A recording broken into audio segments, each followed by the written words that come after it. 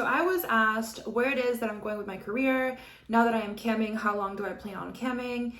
And what it is or how it is that I feel about it. So we're gonna start off with the first question. And the first question is where it is that I'm going with my career, and you are looking at it. I don't plan on going anywhere. I'm gonna stick to social media. When I started this channel, I completely intended on this being I'm so delusional and I'm so overly confident. I knew that I was going to get monetized, and I know that this is going to be another one of my many sources of income for my future. This is just like one little bit of my career. I don't know what I would call my career. Maybe I'm just an entertainer at this point and an SW, and I don't know what to label myself, but I'm gonna share with you what it is that my plans are for the near future. I should start within the next couple of weeks training for burlesque. It's something that I've wanted to do my entire life. I have been on stages since I was a kid. I was a cheerleader, I did gymnastics, I was in chorus, I was in band. I have always been obsessed with being a performer, and once I left the club, I realized like I'm not gonna be my happiest self if I'm not performing in one way or another. And even though I am camming and that is a performance in its own way, and I'm doing YouTube or taking pictures and stuff like that, I feed off of I might be an energy vampire. I feed off of the attention off of people, and I need it live. And I don't care how that sounds. It's just the truth. I feed off of that energy, and I love performing, and I love turning into a different person and channeling a different version of myself. And I am super excited about burlesque. I've always been obsessed with vintage. And when I say burlesque, I mean the classic type of burlesque.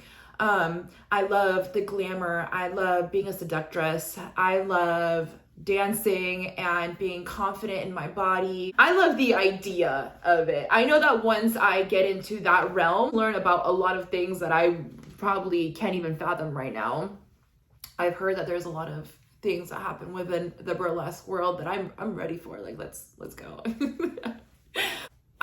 Man, camming has I've always been a freak. I've always been into kink, and it's something that I'm really comfortable with. But with camming, it's introduced other things to me, and I do want to be a professional dominatrix. I have dabbled in it, but I do not consider myself a professional at all whatsoever. So I do want to learn more about being a professional dominatrix and really exploring being a dom. I used to think that I wasn't a dom, which is really weird because in real life, I'm a very dominating person, but oh my God, that doesn't sound good. But I am. Something about consent is hot to me, and being a seductress and it feels powerful, and somebody giving me permission to dominate them and then be vulnerable to me, and me completely understanding, like I understand where this whole thing comes from. It's not domination is not, because some people they don't have a clear understanding of what it is.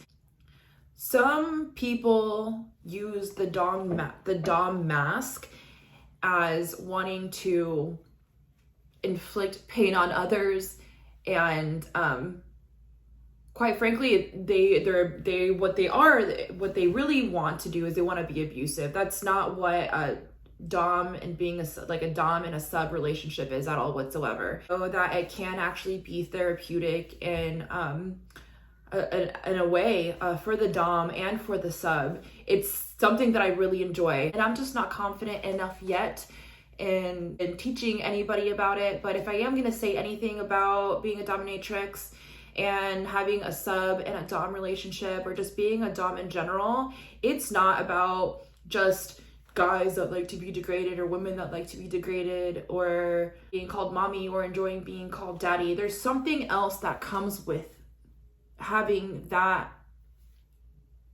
power over somebody that gives it to you. So that is something that I will continue to explore and also pursue. I want to be and I will be a professional dominatrix. And with that, I want to develop the skill of riggering, or being a rigger, which is when you tie people up, like BDSM, and that takes training. That could be dangerous if you don't do it properly. I will be taking classes for that as well. I am so excited to continue to be an entertainer and to be in the SW world. It is something that I genuinely enjoy. I do have other plans with my career that aren't entertainment or SW, but you know, those things are professional things, I guess. And those things are more personal to me, and I don't care to share them. So the second question is, how long do you plan on camming? I have now been camming for, I think it's been 8 or 9 months. I started the end of October. I plan on camming for at least 3 years. At least 3 years and no more than 5. That is my plan. I don't like to usually, you know, say things like that. When I started dancing, I thought I was only gonna dance for 10, and I ended up dancing for 14 or 15. So we'll see how things go. There's just so much to learn when it comes to also that world that I can't learn it that quickly. Or before I give something up, I like to give it my maximum potential.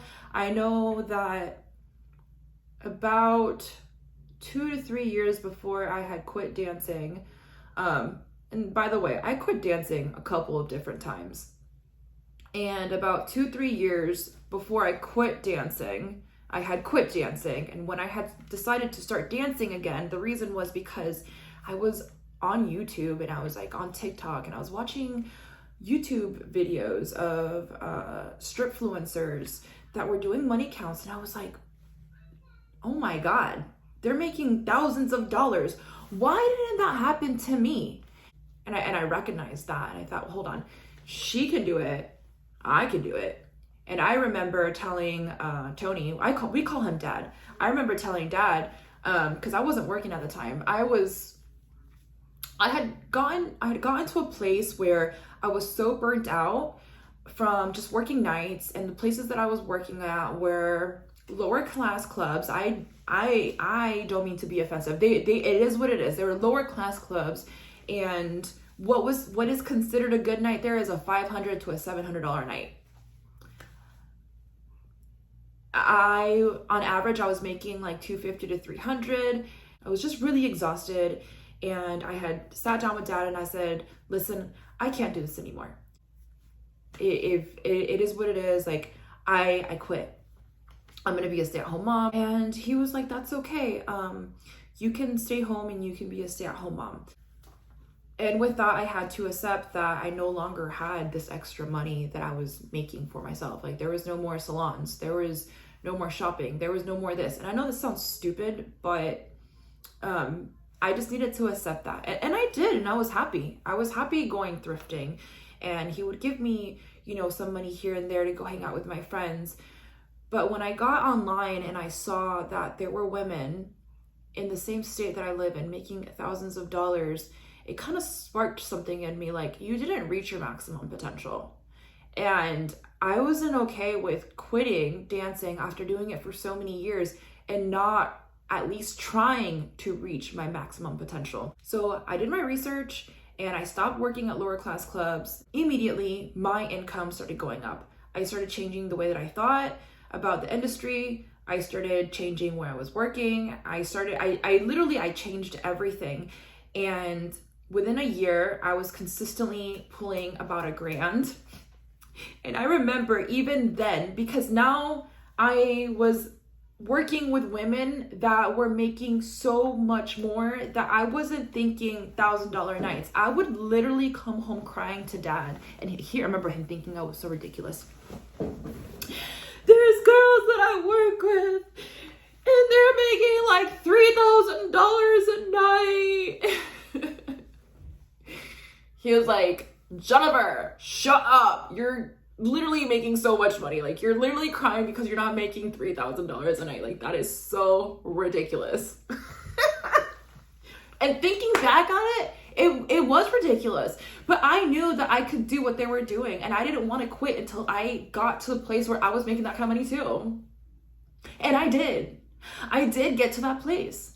I remember, like, then it was like, boom, like a year and a half, 2 years in, and I was like, Dad, I made like 1,500, I made like 2,000, Dad, I made 3,000, Dad, I made this many thousand. And it started happening consistently. And then I was like, okay, now we can move on, and now we can go. Like, now we can leave. It's time to close. It's time to close that chapter. And that's how I feel with camming. I don't want to leave until I feel like I can hit my maximum potential with camming, and I do not think that it can happen within 1 year. And I know that that's a limiting belief that I have for myself, but I feel like 3 years is about the window that I want to give myself to be really confident in what I'm doing. And I don't think that 3 years is really that long. And what do I think of camming so far? There's so much that I think about camming. So this question I'm gonna mix in with the other, what it is that I think about camming, and what advice do I have for someone that runs into my channel and finds sex work alluring. All right, that's a loaded question, and I'm gonna try and answer it as best as I possibly can and as honestly as I can. What do I think about camming? Whoa, it's a different monster. As much as I enjoy sex work, and I know that it can be positive for some people, it can also be negative for some people. All right, let me try and articulate this. Camming is something that works for me. Something that people don't realize about camming is that the websites take a lot of your money, okay? So the platform that I am on, they take 50% of my money. My YouTube video where I talk about my first month of camming, when I say that I made $10,000, I made $10,000. My first month actually brought in $20,000, but the site takes 50% of that. There are sites that take up to 75% of your money. They are absolutely taking advantage of the girls. And I don't know what else to say about that. There are a lot of things with the system that are not okay.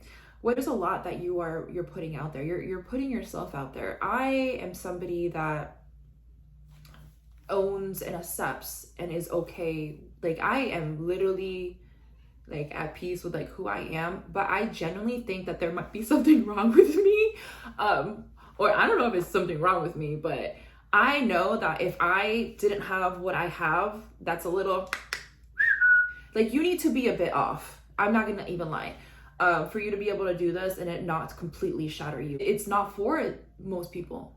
If you just want to do this for a couple of bucks, like, literally just find some other way of making money. Or if you want to be a sex worker and make money, be a stripper or an escort or a sugar baby or something of that nature, if you don't want people finding out, because your content will 100,000%. When I made my last video, I said, I warned people, oh, your stuff might be stolen. It might not just be stolen, but it probably will. No, now that I've cammed for a while, your shit is definitely going to get stolen, and it is going to be on other porn sites.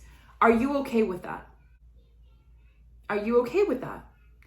Are you okay with the people that are closest to you, the men that are closest to you, finding you online because it's accessible? Now, there is no excuse for a family member or somebody that shouldn't be looking at your stuff. There is no excuse for them making that choice to look at your stuff. That's on them. However, your stuff is out there for them to see. And if anybody decides to peek behind the curtain and look at your shit, are you going to be okay with that? Can you live with that? Can you live with the fact that if your stuff is out there on the internet and you wanted to pursue a different career, that your employer or that field might not be available to you, that it's no longer going to be an option for you? Because of you live streaming and putting your body on the internet to make a couple of bucks. Let you know right now that it's not always buckets of money. It's not always going to be raining money. And you will put in hours of work and sometimes not even make anything. That is the cold, hard truth. These are things that people like don't think about. And you would be surprised. I mean, I'm not surprised by anything. I'm a different breed, man. I'm not gonna even lie. There is no excuse for anybody in your family or any man or anybody else to be looking at your rated R-rated shit just because it's out there to see. There are a lot of things on the internet. There are a lot of things on the internet that are accessible. It doesn't mean that you should be looking at them. But you know what? You would be surprised the people who are at arm distance of you that will look you up. I'm talking about coworkers, brothers, cousins, brother-in-laws, ex-boyfriends, people that abuse you and your like they're gonna look at your stuff. You put it out there for anybody to be able to see. Can you be okay with that? How do you feel about that? Like how that's, and I'm being real with you guys. I'm not trying to sound like spooky or anything. I'm just being 100,000%. I'm being transparent. Because I don't want to glamorize things and not tell you everything that could possibly happen. People are going to steal your stuff. People that should not be looking at you in that way. It's not funny. I told you, I'm a little... what do I feel about camming? And then also, do you understand the responsibility? Like, do you understand the part that you are taking in? Because the guys that are on the other side of the screen, they're getting a dopamine hit every time they become addicted. Camming is interactive porn, and it's not the same as regular porn. People become addicted to regular porn just like they can become addicted to Instagram, Facebook. People become addicted to anything if it gets abused. But there's something about us as people,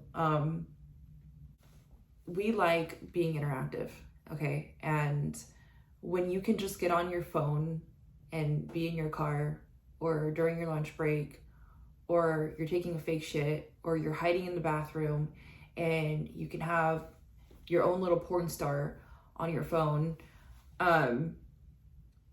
for a couple $100, $20, $30, depends on, what's in your budget. You're gonna find a girl that's in your budget.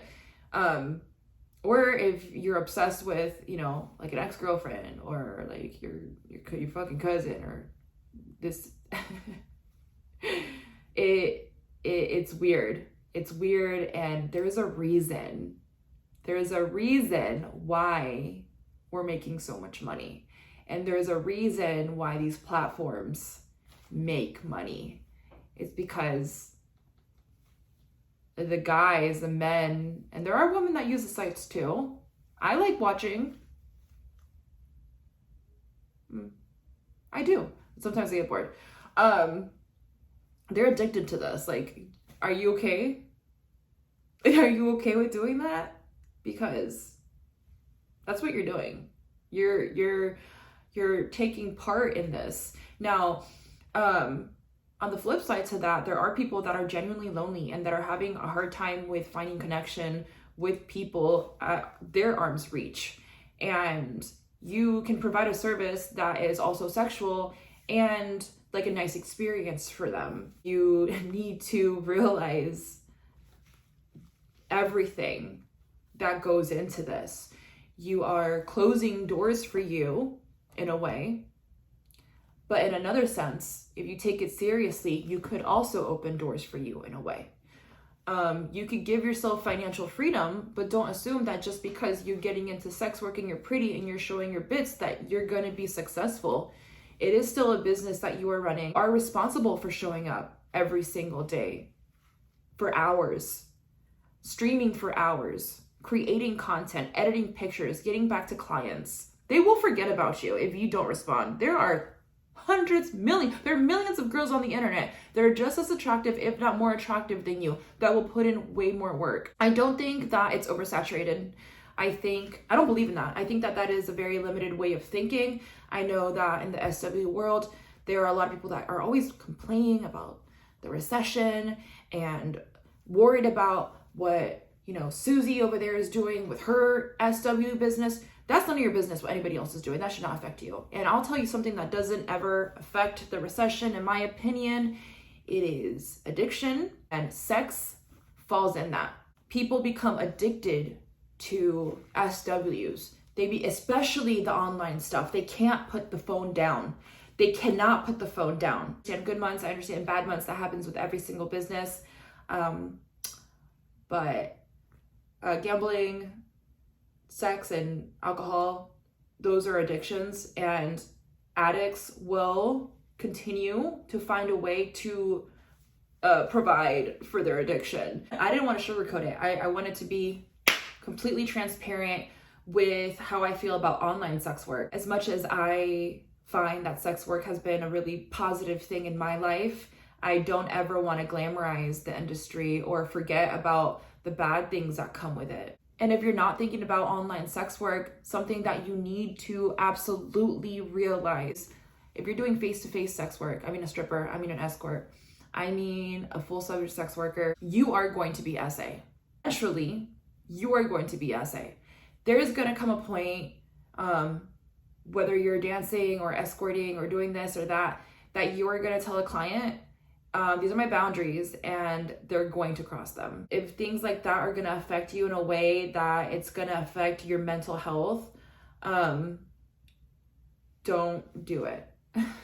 But for those of you that are a little off, like me, and I don't want to act like it hasn't had an effect on me. I have definitely lost trust and respect in people in general. It's a very personal decision when somebody decides to be an SW. It's a very personal decision when they decide to stop. And I really cannot tell somebody if I do or I don't recommend it. It's all a very personal decision. It all depends on your circumstances. It depends on how thick your skin is. It depends on weighing your pros and your cons and why it is that you want to do it. Ask yourself, why do you want to be in this industry?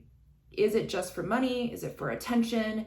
Why? Why do you want to do this? Dark industry, and it's not always going to be fun. I'm not going to glamorize it and make it sound like it's great all the time. It can be not great, and you need to be okay with that if you are going to do something this bold. Like it takes balls. Genuinely have to be unbothered.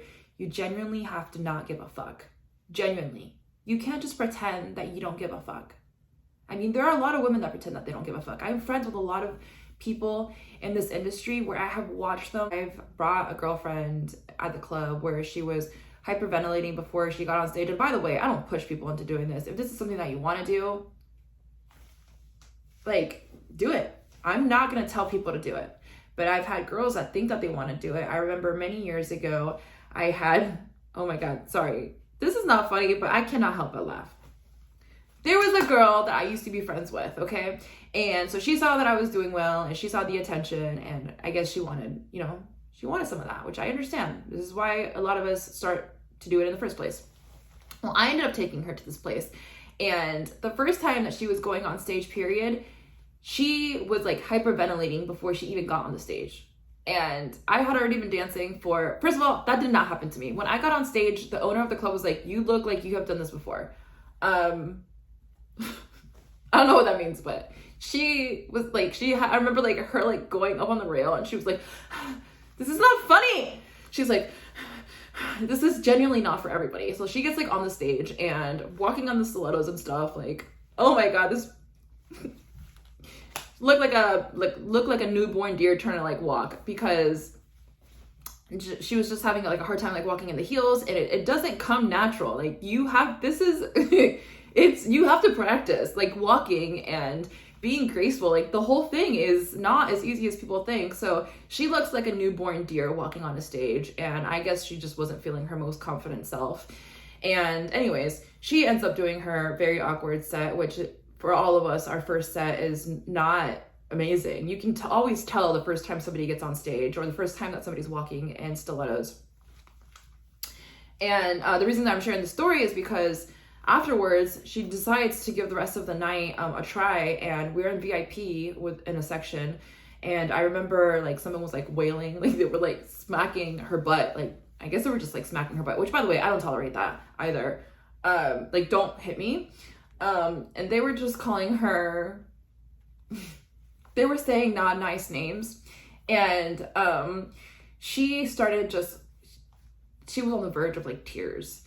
And that's my point, is it's not for everybody. And then to make things even better, she ended up leaving with $14.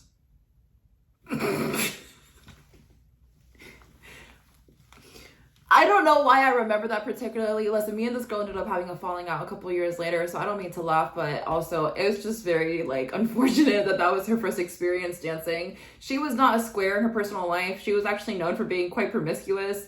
But that's my point, is that not all sex work is for everybody. I think that later I had found out through the grapevine, she did end up becoming a cam girl. So she was an SW in other ways, just like stripping was just like way too intimidating for her. And I just wanted to share that story because it was funny. And also I had a point. It can not have a good impact on you. I don't think I've ever had an experience where someone made me cry ever. I'm okay. I swear I'm fine. But yeah, so those are all things to consider. I cannot tell you whether or not sex work is the right decision for you. It's again, I'm going to say it one more time. It's a very personal decision that only you can make for yourself. And nobody should tell you if it's the right or the wrong one. You will only know that for yourself. I think this was a good video. If you're not already, go ahead and follow me on Instagram. Like, comment, and subscribe, please, to show support.